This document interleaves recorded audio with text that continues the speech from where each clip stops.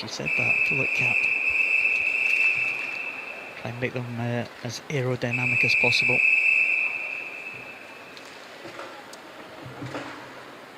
Aquadynamic as well, so she's quick through the air and through the water. So heat 3 of the women's 400 metres freestyle. Alice Young of Guildford City is the fastest seed in 4, with Molly Fisher in 5 of Manchester. In 6 it's Alice Forrest of Northumberland and Durham Performance. A real junior she is, goodness me. What is she, 14 years of age, I think, something like that in lane 6. There's a fair few youngsters in these events. Proper youngsters, and we've had some great swimming. I'll give you an update on the number of swimmers that have achieved the consideration time for the Junior European Championships, but they set those times to try and give swimmers a decent chance of achieving the consideration time. They can only take 30 swimmers, but they have a selection policy of, if you do the time you will be considered. But now they've got so many, they've now had more than 30 swimmers do the consideration time. So the next part of the selection policy is that it's the ones who achieve the consideration time by the greatest percentage. So now the juniors not only have to do that to consideration time, but they've got to smash it, really keep on going. Don't be satisfied with just achieving it, but knock the lights out. And they've got 43 swimmers now who've achieved consideration times. 43, that's amazing. Only 30 can go, so there's going to be some disappointed guys there, but selection policy is very clear, so it is what it is. And we're only halfway through as well, so a number of other chances. We'll see some swimmers who haven't even hit the water yet, and of course the European junior times can be achieved in the heats this morning, not like the Olympic times. You have to be in the final tonight, in the A final. But para guys, Andy, are the same as well. They can achieve qualifying standards in the morning, and they have, I think, 20. Well, the team size is 32. There's 22 quota places, as they call them, and 10 discretionary for the selectors.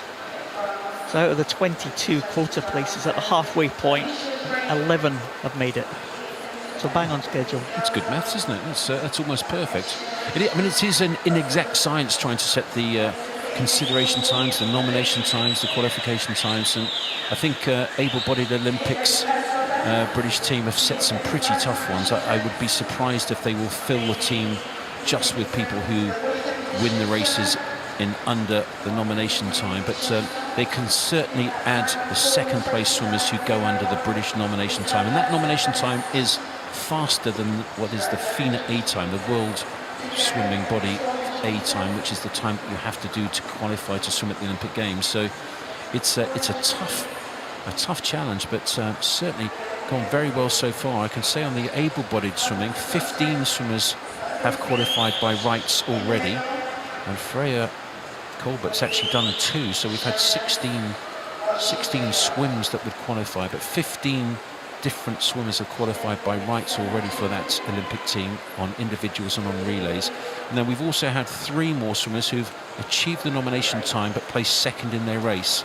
So that would be 18 so far after 3 days. I don't think it really works that 3 days, a 3-day meet 18, so therefore a 6-day meet 36, because a lot of the guys are going to come back and do a second event.